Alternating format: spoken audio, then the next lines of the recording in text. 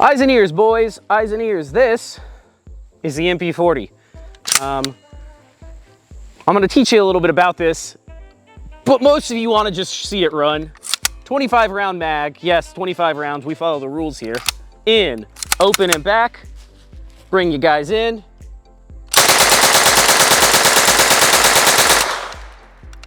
Open bolt subgun, lock it back, drop your mag. Yeah, it's that cool. Loud environment. I wonder why. Gentlemen, welcome back. Today, we have the infamous MP40. This is the post sample that I just finished building. We reblued it. We built it from a 1941 parts kit. We reblued the whole thing. All the videos are back further if you want to go look at that. This is a really, really cool build. It's nice to know, being a 07, 02 gunsmith, it's really nice to know how these things work in case somebody wants to send one to me. I can fix it. So what do we got? Open bolt subgun. Lock it back on the sear. With an open bolt, whenever you pull the trigger, all it does is slam home. Boom. Picks up a round, slam fires it. That's how they work. They're stupid simple. And we'll get there. We'll get there. I opened with some shooting to keep you guys tame. We will get there. There's plenty more. I got plenty of ammo. Believe me, we're going to shoot the snot out of this thing. This is the most fun machine gun I've ever fired. Literally, this is the best machine gun I've ever fired. Belt feds are pretty cool. M16s are pretty cool. This is #1 on my book so far.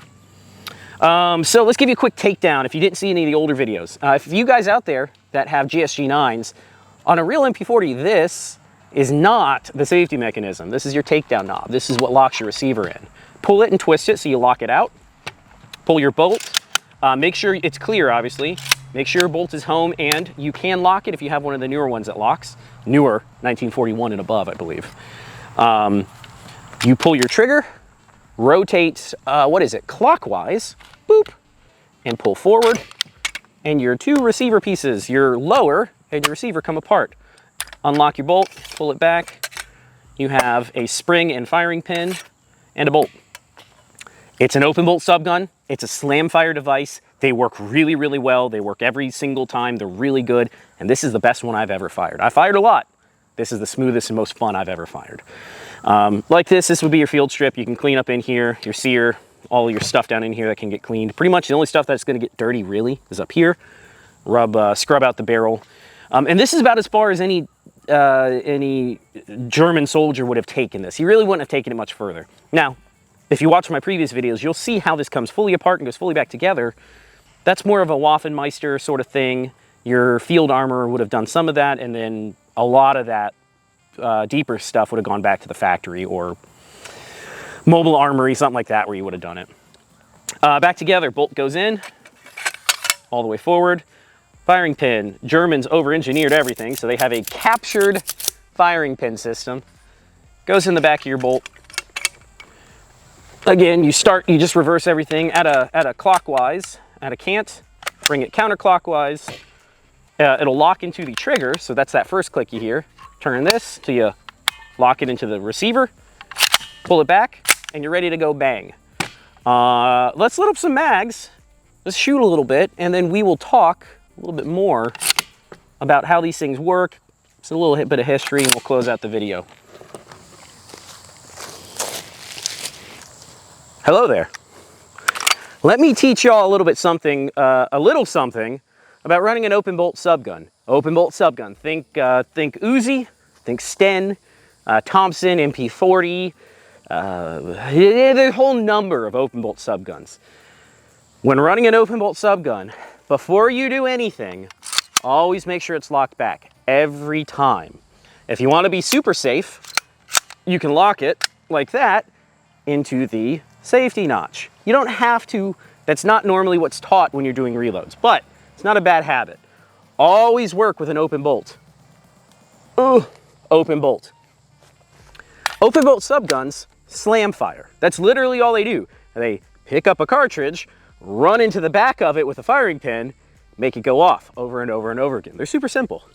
So, before you do anything, lock it back. Make sure this is open. Load your magazine. This is nice German engineering, so I don't want to see any of you out there slapping it. You don't need to. It fits just fine. Put it to your shoulder. When you pull the trigger, it's going to go bang. You can get single shots because of how slow this is. And you can hit steel, but it's an open bolt subgun. When you're done, always lock it back to the sear, minimum to the sear. Again, you could go to the safety notch. You don't need to. Training says go to the sear. Drop your magazine. I'm gonna sit it down gently because I have another one. Load it in, you're hot.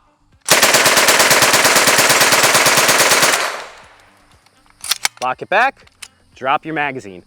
Them's the rules for an open bolt submachine gun. Don't break them because you can cause issues.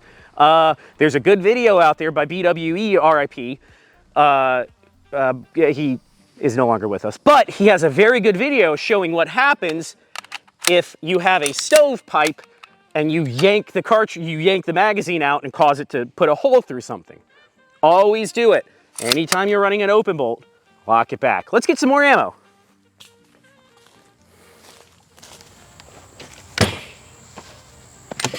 I'm just gonna load a mag. Oh, also something really cool. Bought this from Sarco.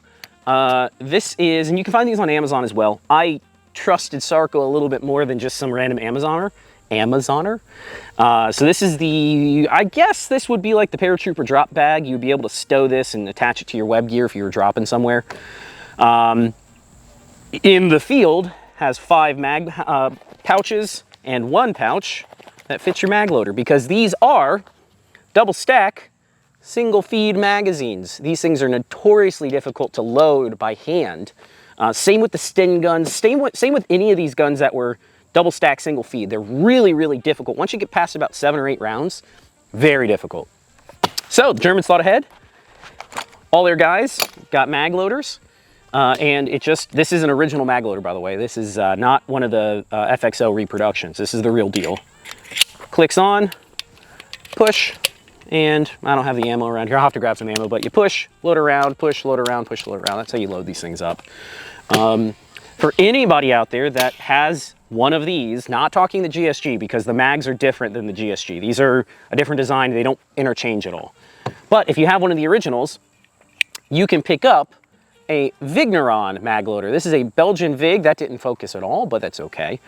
This is a mag loader for a Belgian Vig, and the Vig used magazines that were almost identical to the MP40. They're just the tiniest bit wider, is what I was told from reading the internet.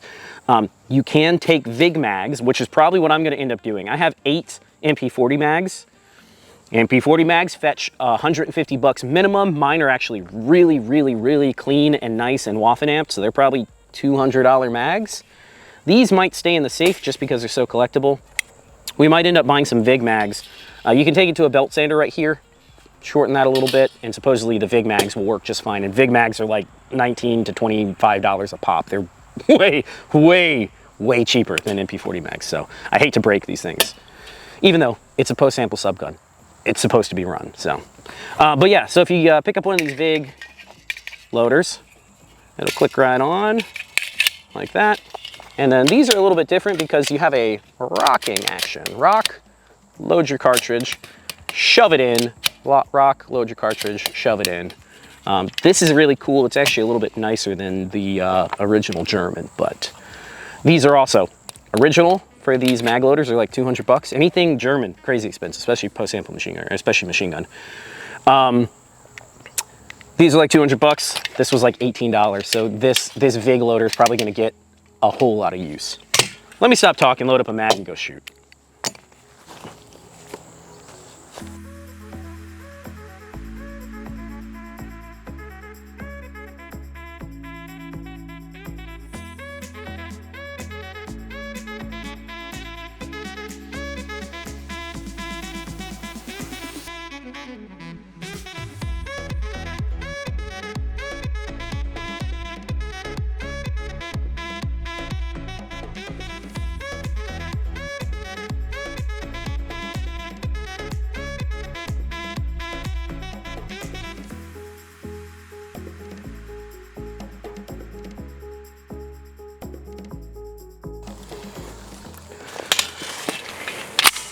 I gotta be really careful because it's easy to just, you know, unload mag. Oh, there's another one, mag after mag after mag.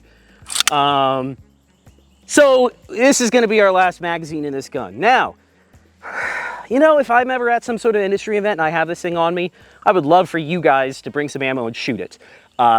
It's a post sample. It's not a super highly collectible thing. It is worth some money, but I would love for other people to enjoy this. So if I ever see you out and about, if you're at my local range, if you know who I am and you want to shoot this, ping me, and I'd be happy to bring it so you can give it a try. This thing is just wicked cool. That's it. This is the infamous MP40.